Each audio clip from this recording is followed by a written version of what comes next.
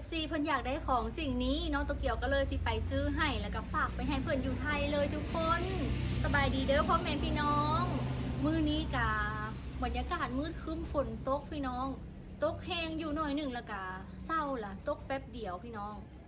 น้องโตเกียวกะโอ้ยอุตส่าห์ดีใจพี่น้องคิดว่าสิตกโดนฝนและมื้อนี้กะว่าสิไปตลาดเซโนพี่น้องไปซื้อของให้ FC แล้วกะเพิ่นฝากให้น้องโตเกียวค่ะเป็นสะพานบุญเนาะพี่น้องซื้อของมาทำบุญให้พี่น้องมื้อนี้สิไปตลาดเซโนก็มีพี่น้องงวดก่อนสบายดีพี่น้องคืองวดก่อนที่ FC เพิ่นให้กันทำบุญให้ตอนนั้นกะมีเพิ่นก็มาแต่ไทยคือกันมาฮอบนี้กะถึกช่วงมีเพิ่นมาแต่ไทยคือกันเนาะพี่น้องพอดีเลยลงไปซอยกันจัดแต่งผ้าเข่าพี่น้องพอดีได้ผู้ช่วยเปิดหมอเลยพี่น้องเอ้ยชาวบีจะได้ลงอีกรอบหนึ่งแล้วเนาะเพิ่นให้ส่วนแม่หว่าไปนั่งแต่ว่าแม่หว่าสิได้เฝ้าบ้านเนาะพี่น้องปะกับบ่ได้ว่ามีคนอยู่ไปบัดนี้สิพาไปซื้อของพี่น้องสิเป็นสิ่งใดกับไปเบิ่งน้ำกันเนาะที่ว่าเพิ่นอยากได้พี่น้องไปและนี่ก็คือสิ่งที่ FC อยากได้ทุกคนก็คือคกเนาะพี่น้องเป็นคกเล็กแบบที่เฮาไซส์แต่ว่ามาถามราคามื้อนี้ตกใจแฮงพี่น้องตอนที่แม่หว่าเพิ่นซื้อหั่นนะราคามีแต่300และไปถามมื้อนี้เพิ่นว่า850บาทป้าพี่น้องเพิ่นว่ามันคนละรุ่นว่าตัวนี้รุ่นมีแอลตัวบ่มีแอลแลก็ถูกลงหน่อยนึงเพิ่นว่าพี่น้องแต่ว่าราคาหั่นนะแม่ว่าซื้อหาอีกราคานึงน้องโตเกียวซื้อก็อีกราคานึงก็งงคือกันแม่ว่าเพิ่นซื้อราคา200,000กีบแต่ว่าถามรุ่นเดียวกันตัวแม่ว่าซื้อหา450,000พี่น้องราคาขึ้นเป็นเท่าตัวเลยเพิ่นว่าราคามันขึ้นเนาะน้องโตเกียวก็บ่ฮู้ว่าเพิ่นเบิ่งที่คนซื้อบ่หรือว่าแนวใดเพิ่นว่าราคามันขึ้นน้องโตเกียวก็ป้าคือแพงแท้เพิ่นว่าเป็นคกไทยได้พี่น้องมีบ่อยู่ไทยเนาะเดี๋ยววันสิถามหมีก่อนเพิ่นอยู่ไทยว่ามีหรือบ่ราคามันก็ค่อนข้างที่จะแพงเนาะพี่น้อง850แพงแฮงถ้าเว้าเรื่องทนมันก็ทนแต่ว่าเวลาเฮาตำมันก็บ่คักส่ำหินคกหินนะพี่น้องมันนานแหลกคกอันนี้เนาะมันก็ดีคนละแบบกับคกหินศิลาหรือว่าคกอันนี่คกดินเผานี่นะทุกคนเดี๋ยวสิลองถาม FC เพิ่นก่อนเนาะมาซื้อกับข้าวอยู่ที่ตลาดแรงเซโนเอาไว้ลงวัดตอนเช้าจ้าก็สิมีดอกไม้ขันหมักเบงร้านนี้ก็สิเป็นร้านขายอาหารซุกพี่น้องเพิ่นสิเฮ็ดเป็นถุงเนาะมื้อนี้ก็มีหลายอย่างเลยเฮาก็สิเปิดแล้วก็เลือกเบิ่งก่อนว่ามื้อนี้มีอิหยังแน่ก็สิมีต้มเค็มแล้วก็สิมีแจ่วปลาดุกเป็นโตพี่น้อง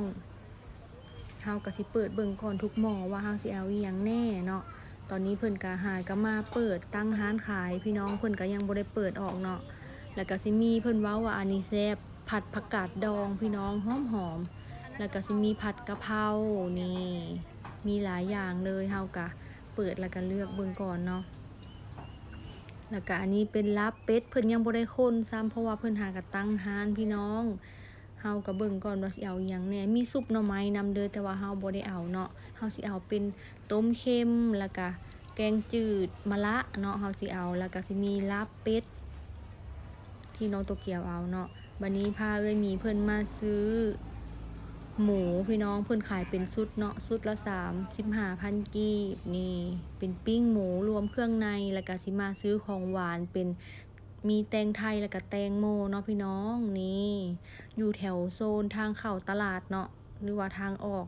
อันนี้ก็คือตั๊กแตนแล้วก็มีแมงขนุนพี่น้องแมงจุ๊จี้เนาะเดี๋ยวสิซื้อให้แม่หวาไปกินวันนี้มาฮอดวัดแล้วเฮาก็สิแต่งใส่ผ้าขาวแบบนี้เลยทุกคนมีเพิ่นก็สิเฮ็ดผ้า1เนาะน้องโตเกียวก็เฮ็ด2ผ้าพี่น้องกับข้าวก็สิมีหมูหันพี่น้องแล้วก็มีต้มจืดมีลาบเป็ดเนาะตามที่เฮาซื้อมาเลยเฮาก็ของหวานก็ได้เป็นแตงโมเนาะพี่น้องก็สิประมาณนี้เลยเป็นข้าวสวยข้าวเจ้าเนาะแล้วก็มีข้าวเหนียวนำนี่ประมาณนี้เลยมายังสาธังสาธุสาธุสาธุอนุโมทามิวะเป็นผ้าอยู่วัด340,000 กีบเป็นออเดอร์ าไปนรกสิริธรได้พระเขาหนึ่งพระอุทิศให้พอประสาทเวทและเมตในการคิดสิริธรสิริหลับไปแล้วขอให้ห้องเป็นคอยมาจนทำแค่ผ่านก็ขาดเลยนางเกี่ยวหวันเกี่ยวเจริญเลย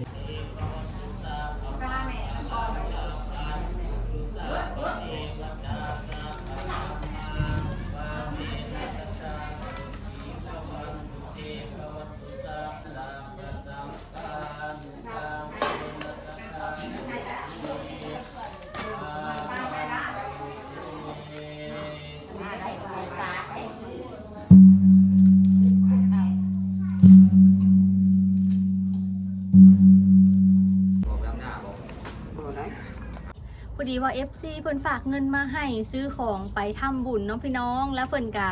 ฝากให้แม่หวานำนี่500 บาทเป็นเงินกีบ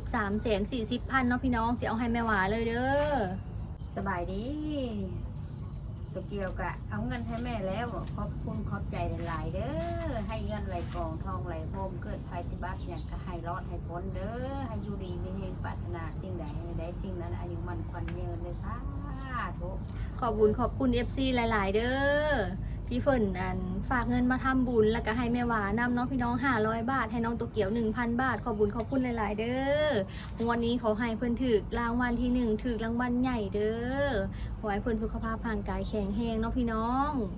บุญกับผู้ใดเฮ็ดกะผู้นั้นได้พี่น้องเอ้ยก็คือเฮากินข้าวนี่ล่ะผู้ใดกินผู้นั้นก็อิ่มเพิ่นว่าเนาะบุญเป็นสิ่งที่แน่บ่เห็นแต่ว่าตอนที่เฮาจากโลกนี้ไปก็มีแต่บุญกับบาปเท่านั้นที่ติดตัวเฮาไปเด้อทุกคน ให้ได้บุญมาหลายเด้อให้เวลาแล้วกัน แล้วก็ ปรารถนาสิ่งใดให้ได้สิ่งนั้นเด้อสาธุ บ้านเฮานะใส่บาตรแต่เช้าพี่น้องเอ้ยขนาดไปมื้อเช้านี่กะถ้าว่าบ่แต่งค่าข้าวอยู่เทิงนะเปิ้นก็บ่เห็นเฮาซ้ำเนาะใส่บาตร7 โมงเช้าพี่น้องเพราะว่ามีศิลวัตรผู้เดียวเพิ่นไป2 วัดบ้านเฮาได้ใส่แต่เช้าปกติค่ะตะกี้เนาะใส่8 โมงเช้าก็ยังไข่เด้อพี่น้องอันนี้ตื่นแต่ตี 5เพื่อเฮาอาบน้ำแต่งตัวแล้วก็เฮ็ดกับข้าวเนาะพี่น้องเกือบแม่นบ่ทันแต่ละเทื่อนะโอ้ยว่าดีแต่ยังมีเพิ่นซอยว่าพี่น้องให้เพิ่นหุงข้าวให้เพื่อเพิ่นหุงข้าวเจ้าอยู่พุ่นน้องตัวเกียวก็เอานึ่งข้าวเหนียวเฮ็ดกับข้าวอุ่นกับข้าวเนาะพี่น้องสำหรับคลิปนี้ขอตัวลาไปก่อนเด้อพบกันใหม่คลิปหน้าสบายดีบ๊ายบาย